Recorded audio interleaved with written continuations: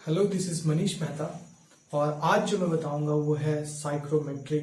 हाँ, साइक्रोमेट्री गेट के लिए भी इम्पोर्टेंट है, ईएससी के लिए भी इम्पोर्टेंट है, अदर एग्जाम्स के लिए भी बहुत इंपॉर्टेंट है और बहुत ही ईजी है। अगर आपको जो मैं चीज़ बता रहा हूँ वो चीज़ समझ जाओगे, सिर्फ जो साइक्रोमेट्री का चार्ट होता है उसी से भर भर के क्वेश्चन आता है। तो इस वीडियो में मैं बताऊंगा साइक्रोमेट्री के चार्ट को कैसे रीड करते हैं, उससे किस तरह के क्वेश्चंस आ सकते हैं। ठीक है, तो आप अच्छे से देखो पूरे वीडियो को, हम लोग एक एक करके पूरे चार्ट से लेकर हर एक चीज को समझेंगे। ठीक है, तो हमारा जो आज का चीज हम लोग देख रहे हैं वो साइक्रोमेट्रिक चार्ट को रीड करना सीख रहे हैं हम लोग। ठीक है, साइक्रोमेट्री चार्ट जो होता है कुछ इस तरीके से होता है। मैं इसे ड्रॉ करता हूँ, वो ऐसा होता है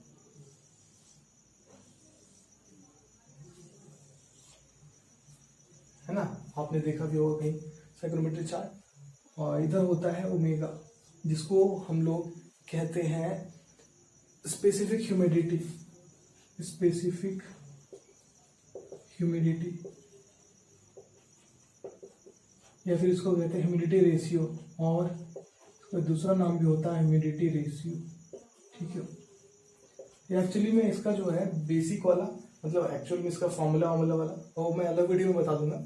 ठीक है, स्पेसिफिक ह्यूमिडिटी या फिर ह्यूमिडिटी रेशियो जो होता है ना, वो सिंपली आप जान लो ये होता है mass of vapour by mass of air. ठीक है, बस एक बेसिक आइडिया मैं दे रहा हूँ। ठीक है, कि अगर आपने इतना सारा हवा लिया, उसमें उस हवा में इतना सारे हवा में कुछ वेपर होगा, कुछ ड्राई एयर होगा। ठीक है, तो जितना वेपर है और उसमें डिवाइडेड अपॉन जो सिर्फ ड्राई एयर है, ठीक है, उसका रेशियो को हम लोग बोलते हैं स्पेसिफिक ह्यूमिडिटी। ठीक है, नीचे में होता है जो इस वाले ये वाले एक्सिस पे ओमेगा होता है, वाई एक्सिस पे। ये एक्स एक्सिस पे जो है वो होता है dry bulb temperature. Dry bulb temperature वो टेम्परेचर होता है अगर हम हवा के टेम्परेचर को मेजर कर रहे हैं, सिंपली थर्मोमीटर को रख दिया हवा में, वहां जो टेम्परेचर बता रहा है वही ड्राई बल्ब टेम्परेचर होता है। ठीक है, अब ये जो कर्व दिख रहा है, इस कर्व के पैरेलल अगर हम लोग ड्रॉ करते हैं कुछ इस तरीके से लाइन। ठीक है, अब साइक्रोमेट्री चार्ट में देखना ऐसे ड्रॉ हो, बहुत सारा रहता है, पूरा चार्ट को ही फिल कर देता है इस तरीके से लाइन। ठीक है, पूरा बहुत सारा लाइन रहेगा ऐसे इस कर्व लाइन के पैरेलल। तो ये जो लाइन है वो किसी चीज को रिप्रेजेंट करता हुआ है कांस्टेंट फाई होता है रिलेटिव ह्यूमिडिटी।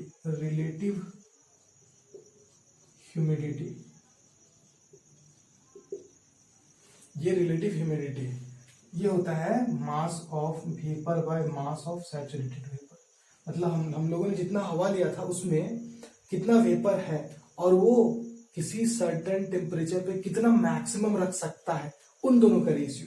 ठीक है, मैक्सिमम रखना मतलब सैचुरेटेड वेपर रखना, और कितना वो एक्चुअली में है mass of vapour by mass of saturated vapour.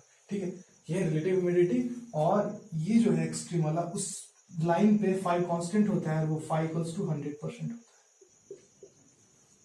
Phi equals to 100% वाला ये है। उससे नीचे जाएंगे तो फाई घटता चला जाएगा, तो नीचे गया तो फाई इक्वल्स टू 90% हो गया।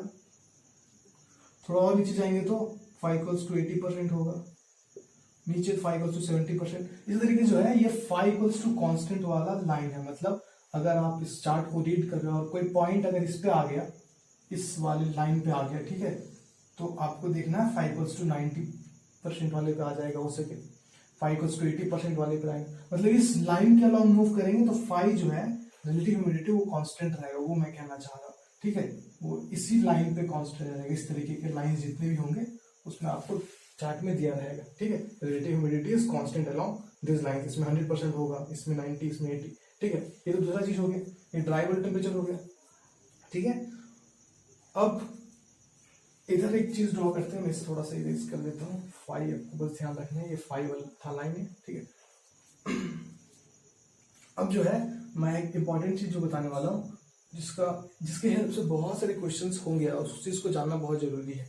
ठीक है, किसी भी पॉइंट पे अगर आप आ जाते हो, ठीक है, किसी भी पॉइंट पे अगर आ जाते हो तो उससे डायरेक्टली अगर आप नीचे जाते हो एरो से नीचे, तो वो बताता है ड्राई बल्ब टेम्परेचर। ऑब्वियसली बात है, किसी पॉइंट का हमें टेम्परेचर देखना है तो नीचे ही जाएंगे ना, तो वो बता दिया ड्राई बल्ब टेम्परेचर। ठीक है, बट जो हम लोग साइक्रोमेट्री में 3 तरीके के टेम्परेचर पढ़ते हैं। पहला टेम्परेचर ड्राई बल्ब, दूसरा वेट बल्ब, और तीसरा है जो है due point temperature. Due point temperature, एक टेम्परेचर तो खत्म हो गया, बचा 2, wet bulb and due point. तो वेट बल्ब देखें, वेट बल्ब फाइंड करने के लिए इस चार्ट से हम लोग क्या करते हैं, इधर की ओर मूव करते हैं, एकदम इधर, मतलब इस पॉइंट से इधर जाएंगे, ठीक है। इधर कैसे, इधर ना एक्चुअली में कैसा लाइन रहेगा, ठीक है। ये होता है इंथैल्पी, इस पे हम लोग लिखते हैं H1 H2 H3, इस पे इंथैल्पी होता है, ठीक है। इस लाइन पे ये इंथैल्पी का एक्सिस है, ठीक है। तो उसी इंथैल्पी के परपेंडिकुलर डायरेक्शन में मूव करना है, इस इंथैल्पी की ओर, ठीक है। तो इधर हम मूव करते हैं और उसके हेल्प से हम फाइंड करेंगे। जैसे कि ये हमारा हो गया कोई पॉइंट 1, बोलेंगे पॉइंट 1 का हमें बताओ वेटेबल टेम्परेचर, तो बोलेंगे हम लोग क्या करेंगे, हम लोग मूव करेंगे इस इंथैल्पी की ओर। ये इंथैल्पी अगर हम इधर मूव कर रहे हैं तो ये इंथैल्पी वाले एक्सिस की ओर मूव कर रहे हैं, ठीक है। तो जैसे यहां तक हम लोग मूव किए इस पॉइंट तक, फाइन तक, उसके बाद हम क्या करेंगे, नीचे आ जाएंगे, ओके। तो यहां से हम लोग आ गए नीचे, और नीचे आकर के जो हमें टेम्परेचर मिलेगा वो हमें बताएगा वेट बल्ब टेम्परेचर इस पॉइंट का। इस पॉइंट का वेट बल्ब कैसे फाइंड किए, हम लोग इधर मूव किए और जैसे ही हम लोग सैचुरेशन लाइन जो है, ये सैचुरेशन लाइन है, 5%-100% मतलब पूरा ही वेपर है, जितना वो मैक्सिमम रख सकता है उतना रखा है, मतलब वो सैचुरेटेड स्टेट में है, ठीक है। तो ये सैचुरेशन वाला लाइन जो 100% है, बाहर वाला ही राइट साइड वाला, वहां आकर के जस्ट उससे नीचे आ जाना है, ठीक है। जैसे ही वहां से हम लोग नीचे आ गए तो वो बताएगा वेट बल्ब टेम्परेचर, तो दो टेम्परेचर खत्म हो गया, ठीक है। और जो एक चीज मैं बता दूं, मैं इधर हम लोग मूव कर रहे हैं तो ये कांस्टेंट एंथैल्पी का लाइन है, मतलब यहाँ पे जो है H3 था ना ये, तो ये H3 है सपोज, तो ये H3 इसके अलॉन्ग कांस्टेंट रहेगा, मतलब कोई पॉइंट 1 का एंथैल्पी पूछेगा तो वो H3 होगा, क्योंकि ये H3 पे जाके काट रहा है। कोई दूसरा पॉइंट दे दिए 2, उसका कोई एंथैल्पी पूछा तो हम जाएंगे ऐसे मूव करेंगे और वहां जाकर के एंथैल्पी देख लेंगे तो H2 हो जाएगा, ठीक है ना। तो इस तरीके से हम लोग एंथैल्पी भी देख सकते हैं किसी भी पॉइंट्स का इस एक्सिस पे, ठीक है। अब तीसरा चीज जो हमारे पास है वो देखना है due point temperature. Due point temperature देखने के लिए हम लोग क्या करेंगे, यहाँ से हॉरिजॉन्टली लेफ्ट मूव करेंगे, हॉरिजॉन्टली लेफ्ट, ठीक है। एक्चुअली ये ग्राफ यहाँ पे काटता नहीं है, ये चलता चला जाता है इधर, ठीक है। इधर हम लोग काट नहीं सकते, ठीक है, ये जाता ही रहता है इधर, ठीक है, जाता जाता है। तो यहाँ से हम क्या करेंगे, हॉरिजॉन्टली आए, हॉरिजॉन्टली आए लेफ्ट, और जहां पे 100% पे आ गया सैचुरेशन वाली लाइन पे, और वहां से जस्ट नीचे आ जाएंगे। कैसे आए, हॉरिजॉन्टली लेफ्ट आए और वहां से जस्ट नीचे आ गए, तो वहां से बताया हमें क्या, due point temperature, DPT, due point temperature, ठीक है। तो ये 3 टेम्परेचर हम लोग यहाँ ग्राफ से देख सकते हैं कि ड्राई बल्ब टेम्परेचर ज्यादा होता है, उसके बाद वेट बल्ब होता है, उसके बाद ड्यू पॉइंट, मतलब ड्यू पॉइंट सबसे ठंडा होता है। हम सुबह उठते हैं ना, शीत गिरा होता है ड्यू, वो बहुत ठंडा होता है अगर उस पर आप घूमते होते, ठीक है। तो ड्यू पॉइंट बहुत ठंडा, वेट बल्ब उससे थोड़ा सा गर्म, और ड्राई बल्ब बहुत गर्म, ठीक है। तो वेट बल्ब जो है ड्राई बल्ब से कम होता है, ये भी हमसे दिख गया, ठीक है। तो ये हम लोग कैसे टेम्परेचर देखते हैं, ये चीज देख लिया हम लोग, ठीक है। तो अब मैं जो चीज बताऊंगा उसके लिए हम लोग क्या करते हैं, इस ग्राफ को थोड़ा सा ये साफ करना होगा, ठीक है, क्योंकि हमें उसमें कुछ और चीज भी सीखने की जरूरत है जो कि बहुत इंपॉर्टेंट है, ठीक है। वही चीज सीखना है हम लोग, जो है डिफरेंट प्रोसेसेस सीखना चाहते हैं। इस चार्ट में डिफरेंट प्रोसेस होता है, वो कैसे रिप्रेजेंट कर सकते हैं, उस चीज को देखना है और सीखना है, ठीक है। तो उस चीज को सीखने से पहले हमें जो एक और चीज का बेसिक आइडिया होना चाहिए, वो सपोज कोई पॉइंट है यहाँ पे, उससे अगर हम लोग हॉरिजॉन्टली राइट जाते हैं इधर, तो उसे कहते हैं सेंसिबल हीटिंग, मतलब सिर्फ हीटिंग कर रहे हैं। सेंसिबल हीटिंग मतलब जब हीटिंग करते हैं और टेम्परेचर इंक्रीज करता है, या फिर कभी भी टेम्परेचर का चेंज हो, उस समय सेंसिबल बोलते हैं। सेंसिबल हीटिंग मतलब हीट कर रहे हैं तो टेम्परेचर बढ़ रहा है। जस्ट हम लोग अपोजिट आ जाएंगे, पीछे आएंगे, ठीक है। हम लोग अगर पीछे आते हैं तो सेंसिबल कूलिंग हो जाएगा, तो ये वाला हो गया सेंसिबल, इस पॉइंट से पीछे आए, सेंसिबल कूलिंग, ठीक है। और ऊपर जाते हैं, इसी पॉइंट से एकदम वर्टिकली ऊपर जा रहे हैं हम लोग, ठीक है। तो ये आ रहा है हमारा ह्यूमिडिटी रेशियो, या फिर स्पेसिफिक ह्यूमिडिटी इंक्रीज कर रहा है, मतलब ये चीज MV/MA इंक्रीज कर रहा है, मतलब मास ऑफ वेपर इंक्रीज कर रहा होगा। तो इधर ह्यूमिडिटी इंक्रीज करता है, इसे कहते हैं ह्यूमिडिफिकेशन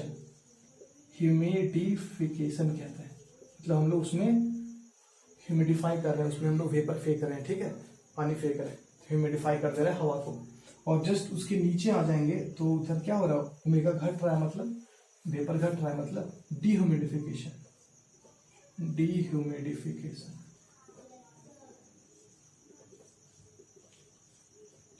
तो ये चार भी आपको याद रखना है कि कैसे कैसे क्या होता है।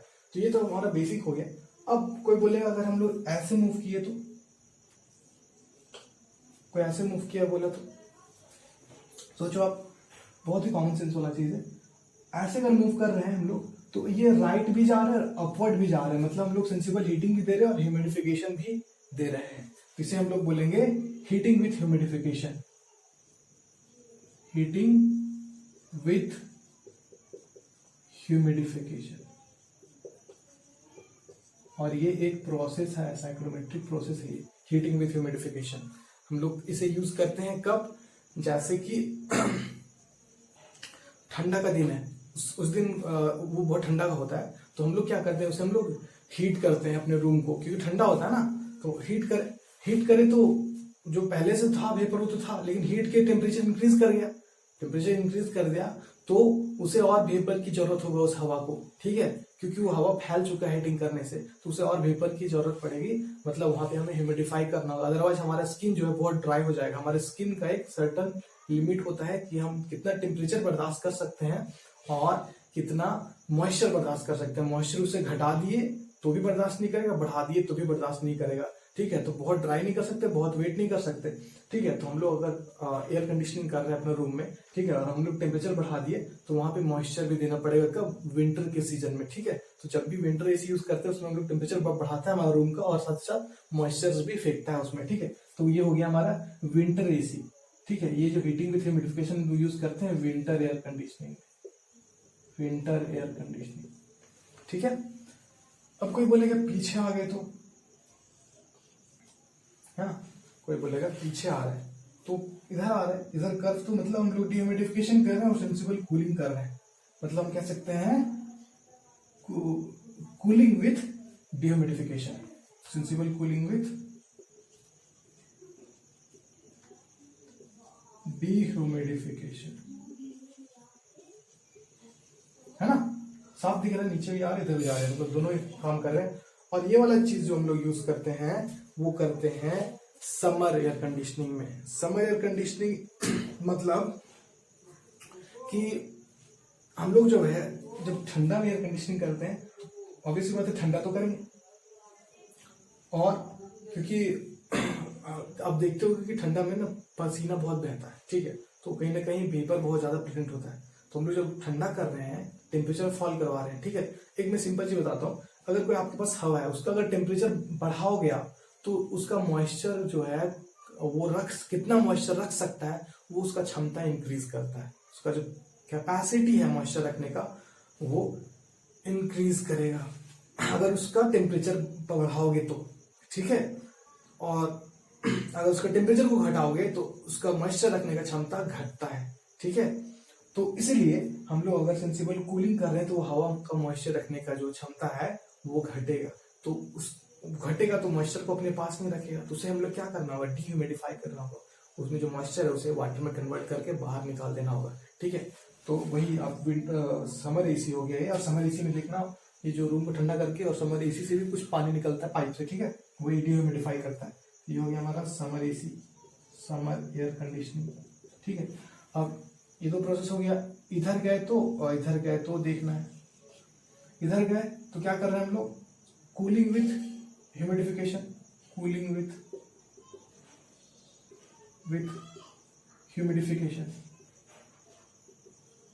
ह्यूमिडिफिकेशन भी कर रहे हैं और कूलिंग भी कर रहे हैं, है ना। तो ये कब यूज करते हैं हम लोग यार, ये हम लोग कब करते हैं, जब हम लोग डेजर्ट एरिया में होते हैं। जब हम लोग डेजर्ट एरिया में होते हैं तो वहां ऐसे भी पानी की कमी है, बहुत गर्मी भी है, ठीक है। वहां हम लोग जब कूलिंग करेंगे तो पहले से मॉइस्चर का वहां पे स्कैर्सिटी था, पहले से ही मॉइस्चर कम था, ठीक है। तो हम अपने बॉडी को एयर कंडीशनिंग कर रहे हैं तो उसको मॉइस्चर तो परफेक्ट चाहिए, तो मॉइस्चर परफेक्ट चाहिए तो उसे वहां पे ह्यूमिडिफाई करना होगा, थोड़ा मॉइस्चर देना होगा। ये बहुत ड्राई एरिया होता है डेजर्ट, ठीक है, और उसे हम लोग वहां पे ऑब्वियसली बात है बहुत गर्मी है तो कूलिंग तो करना पड़ेगा, ठीक है। तो ये हमारा हो गया desert AC, desert air conditioning, ठीक है। और ये जो हो गया हमारा प्रोसेस इधर वाला, उसमें क्या कर रहे हैं, हीटिंग भी कर रहे हैं और डिह्यूमिडिफिकेशन कर रहे हैं, मतलब हीट भी कर रहे हैं और डिह्यूमिडिफाई भी कर रहे हैं, ठीक है। हीटिंग विथ डिह्यूमिडिफिकेशन, ठीक है। तो हीटिंग विथ डिह्यूमिडिफिकेशन लिख देता हूँ, हीटिंग विथ डिह्यूमिडिफिकेशन, ठीक है। मतलब इसमें कर रहे हैं हम लोग, हीट भी दे रहे हैं और मॉइस्चर भी हटा दे रहे हैं, ठीक है। ये केस होता है केमिकल डिह्यूमिडिफिकेशन, जिसे हम लोग कहते हैं केमिकल, इसका नाम केमिकल डिह्यूमिडिफिकेशन है, केमिकल डिह्यूमिडिफिकेशन। केमिकल डिह्यूमिडिफिकेशन मतलब बहुत सिंपल सी चीज मैं लेता हूँ, सिलिका जेल, सिलिका जेल का हम लोग यूज करते हैं, सिलिका जेल का यूज करते हैं और हम लोग क्या करते हैं, सिलिका जेल का काम क्या होता है, जो मॉइस्चर आसपास का उसको एब्जॉर्ब करेगा, तो ठीक है। मॉइस्चर हम लोग डिह्यूमिडिफिकेशन कर रहे हैं, मतलब केमिकल डिह्यूमिडिफिकेशन मतलब हो रहा है कोई केमिकल के हेल्प से, कुछ भी एसी वैसी मशीन नहीं लगा, बस केमिकल की हेल्प से हम लोग क्या अचीव कर सकते हैं, ठीक है। तो सिलिका जेल ले लिए, ठीक है। तो वो मॉइस्चर एब्जॉर्ब करेगा, तो मॉइस्चर एब्जॉर्ब करेगा, एट द सेम टाइम वो कुछ ना कुछ हीट रिलीज करता है, ठीक है। तो हीट रिलीज करता है तो सेंसिबल हीटिंग हो गया, ठीक है। अगर वो, ठीक है, तो वो हो गया हमारा केमिकल डिह्यूमिडिफिकेशन, मतलब वो मॉइस्चर एब्जॉर्ब कर रहा है और एक्सोथर्मिक कुछ रिएक्शन होता है, मतलब वो हीट को रिलीज करता है, ठीक है। तो इस तरीके से अगर आपने, मैं सिंपल एग्जांपल भी देता हूँ, अगर आपने क्लास 9-10 में एक्सपेरिमेंट किया है तो सोडियम हाइड्रोक्साइड का जो छोटे छोटे व्हाइट टाइप से जो क्रिस्टल्स जो आते थे, ठीक है, उसको अगर हाथ पे अगर आप रखोगे तो देखना कुछ देर में वो ना मेल्ट कर जाएगा, और मेल्ट करेगा तो वो थोड़ा सा हीटिंग भी लगेगा, मतलब वो मॉइस्चर को एब्जॉर्ब कर लेता है आपके हाथ से और अगल बगल से, और साथ ही साथ थोड़ा सा वो हीट भी हो जाता है, हीटेड भी होता है, मतलब वो एक्सोथर्मिक रिएक्शन होता है वहाँ पे। तो वही वाला प्रोसेस है केमिकल डिह्यूमिडिफिकेशन। तो इस तरीके से हमारा सारा प्रोसेस खत्म होता है, ठीक है। अब मैं बताता हूँ कि क्वेश्चन कैसे पूछता है इसमें, ठीक है, क्वेश्चन किस टाइप से आएगा और कैसे पूछ सकेगा, और इन प्रोसेस से कैसे आपको मतलब आपको करना है, दिमाग से रिलेट कैसे करेंगे हम लोग, ठीक है। तो अब क्वेश्चन क्या पूछेगा, आपको ऐसा बोलेगा कि लेट कोई पॉइंट 1 है, ठीक है, कोई पॉइंट 1 है और पॉइंट 1 में क्या कर रहे हैं हम लोग, उस पॉइंट से कोई हवा है उस पॉइंट पे है, ठीक है, उसका कुछ पॉइंट पे है, मतलब कुछ ड्राई बल्ब है, ह्यूमिडिटी रेशियो जो भी है, उसको हम लोग दिए कर हीटिंग विथ ह्यूमिडिफिकेशन कर दिए, मतलब हम लोग हीटिंग भी किया और ह्यूमिडिफिकेशन भी कर दिए, मतलब हम लोग किधर मूव कर रहे हैं, इधर मूव कर रहे हैं, ठीक है, इधर मूव कर रहे हैं, मतलब इधर से मूव करते हुए लेट सपोज यहाँ आ गए, पॉइंट 2 पे हम लोग आ गए, ठीक है। तो बोलेगा आप बताओ हम लोग जब हीटिंग विथ ह्यूमिडिफिकेशन करेंगे तो डिफरेंट जो चीज है, ओमेगा है, ड्राई बल्ब है, वेट बल्ब है, ड्यू पॉइंट है, वो हमें कंपेयर करके बताओ, ठीक है। बोले हम लोग कैसे बताएं, बहुत सिंपल है। यहाँ के लिए हम लोग अगर यहाँ के लिए अगर हम लोग ड्यू पॉइंट देखेंगे, अब इस चीज को याद रख लो, ठीक है। उसके बाद पहले मैं इरेज करता हूँ, नहीं तो बहुत गंदा वाला को समझ में नहीं आए। तो हमारे पास लेट कोई पॉइंट 1 है, अब बोला उसमें हम लोग क्या किए, हीटिंग विथ ह्यूमिडिफिकेशन किए, हीटिंग भी की, ह्यूमिडिफिकेशन किए, मतलब हम इधर मूव करना होगा, ठीक है। आपको ग्राफ नहीं दिखाएगा, आपको सिर्फ बोलेगा हीटिंग विथ ह्यूमिडिफिकेशन, आपको समझ जाना है किधर मूव करना है, ठीक है। तो पहले सपोज 2 पॉइंट पे गया, तो दोनों में कंपेयर करके बताओ किसका ड्राई बल्ब ज्यादा है, dry bulb temperature, wet bulb temperature, due point temperature या फिर ओमेगा, ये सब कंपेयर करने के लिए बोलेगा आपको, ठीक है। तो हम लोग कैसे करेंगे, यहाँ पे सब कुछ फाइंड कर लेंगे और उस पॉइंट का सब कुछ फाइंड कर लेंगे और दोनों में कंपेयर कर लेंगे ग्राफ से, ठीक है। तो यहाँ का अगर हम लोग फाइंड करेंगे सब चीज, तो यहाँ के लिए ये हो गया ड्राई बल्ब टेम्परेचर, इसका अगर हम लोग वेट बल्ब फाइंड करना है तो इधर जाएंगे और फिर नीचे देख लेंगे, ऐसे गए और नीचे देख लिए, ये इसका हो गया wet bulb temperature, wet bulb temperature 1, dry bulb temperature 1, और ड्यू पॉइंट देखना है तो हॉरिजॉन्टली इधर आएंगे और फिर नीचे देख लेंगे, ये हो गया ड्यू पॉइंट टेम्परेचर 1, पॉइंट 1 है इसलिए मैंने 1 लिख दिया, ठीक है। इस पॉइंट का देखते हैं, चलो इसका हम लोग देखें तो नीचे गए, तो ऑब्वियस बात है ये ड्राई बल्ब टेम्परेचर 2 ज्यादा हो गया, DBT2 ज्यादा हो गया, दिख रहा है यहाँ से, क्योंकि इधर जाते तो टेम्परेचर बढ़ता है ना, इधर कम होता है, तो DBT2 मतलब ड्राई बल्ब टेम्परेचर 0.2 का ज्यादा है, एक चीज देखिए हम लोग, वेरी गुड। दूसरा चीज वेट बल्ब देखते हैं हम लोग, वेट बल देखने के लिए हम लोग कैसे मूव करेंगे, इस लाइन के पैरेलल ऐसे जाएंगे, ठीक है, और फिर उसके नीचे चले जाएंगे, नीचे गए, उसके बाद देखेंगे तो वेट बल्ब जो है 2 का भी WBT2 वो भी ज्यादा हो गया वेट बल्ब 1 से, वेट बल्ब 1 से ज्यादा हो गया, वो भी देख लिए हम लोग, ठीक है। और तीसरा चीज अगर हम लोग देखें तो, और तीसरा चीज हमें देखना पड़ेगा ड्यू पॉइंट टेम्परेचर, तो इसके लिए हम हॉरिजॉन्टली मूव करेंगे और नीचे आ जाएंगे, तो यहाँ से ड्यू पॉइंट टेम्परेचर 2 आ गया, तो वो जो कि ज्यादा है 1 से, मतलब तीनों ही टेम्परेचर पॉइंट 2 के लिए 1 से ज्यादा होगा। ये हम लोग क्वेश्चन में ऑप्शंस दे देगा आपको, ये तो सिर्फ हीटिंग विथ ह्यूमिडिफिकेशन के लिए हुआ, जरूरी नहीं सारे प्रोसेस के लिए हो गया। आपके लिए सारे प्रोसेस जो मैंने बताया, simple cooling, simple heating, humidification, जितने प्रोसेस बताए सब कुछ आपको एग्जाम में दे सकता है, और आप सब प्रोसेस को वो चीज करके देखना पड़ेगा। आप इधर आ गए, लेट सपोज ये वाला प्रोसेस दे दिया था वाला, उस समय आपको कंपेयर करना है, इधर जाना है, इधर देखना है, इधर देखना है, हर बार देख लेना है इन सब प्रोसेसेस को। और साथ ही साथ यहाँ पे हम लोग देख सकते थे पॉइंट 1 और 2 के बीच में, 2 में स्पेसिफिक ह्यूमिडिटी ज्यादा है, ऐसे देखेंगे स्पेसिफिक ह्यूमिडिटी, और 1 के लिए स्पेसिफिक ह्यूमिडिटी ऐसे, तो पॉइंट 2 का ज्यादा हो गया, ठीक है। इधर आते तो पॉइंट 2 अगर इधर होता 2 डैश, तो उसका स्पेसिफिक ह्यूमिडिटी कम होता, ठीक है। तो ग्राफ से आपको मूव करके सब कुछ देख लेना है कि कौन सा प्रोसेस दिया हुआ है, उसके लिए जो भी टेम्परेचर है वो कैसा होगा, ज्यादा होगा, कम होगा, और साथ ही साथ इसका एंथैल्पी भी ज्यादा है, देखो इसका एंथैल्पी थोड़ा है कम, ठीक है। तो ये चीज देख लेते हैं, और हम लोग सब चीज फाइंड कर सकते हैं इतना से, ठीक है। और एक छोटा सा चीज और, कि इधर जो हम लोग प्रोसेस बताया था मैंने, कि जब हम लोग डेजर्ट में एयर कूलिंग करते हैं या फिर एयर कंडीशनिंग करते हैं, तो जो था क्या था, cooling with humidification. Cooling with humidification को हम लोग एडियाबैटिक सैचुरेशन प्रोसेस भी कहते हैं, adiabatic saturation process, adiabatic saturation process, adiabatic saturation process.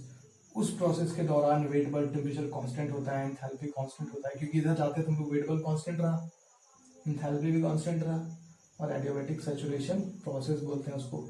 मतलब इस प्रोसेस में हीटिंग कूलिंग करते हैं और ह्यूमिडिफिकेशन करते हैं। इस प्रोसेस के लिए अगर दिक्कत होगा आपको कि ये प्रोसेस एक्चुअली में कैसा होता है, ठीक है, इस ग्राफ में तो ऐसा दिखता है, लेकिन एक्चुअली में कैसे इसे हम लोग करते हैं अचीव, तो अगर आपको दिक्कत होगा तो कमेंट बॉक्स में आप बताना, मैं इसका अलग से वीडियो दूंगा बना। तो इस तरीके से आपका जो है बेसिक साइक्रोमेट्री चार्ट का क्लियर हो जाता है, ठीक है। तो अगर आपको अच्छा लगा ये वीडियो तो लाइक करिए, मेरे चैनल को सब्सक्राइब करिए, और अपने दोस्तों से शेयर करिए इस चीज को, और कैसा है इसका कंटेंट वो भी आप कमेंट बॉक्स में जरूर जाके बताइए, क्योंकि आपका एक छोटा सा कमेंट हमें काफी मोटिवेट करता है, ताकि आपके लिए मैं बेस्ट से बेस्ट क्वालिटी लाऊं, जितना एफर्ट करके मैं ला सकता हूँ वो लाऊं, ठीक है।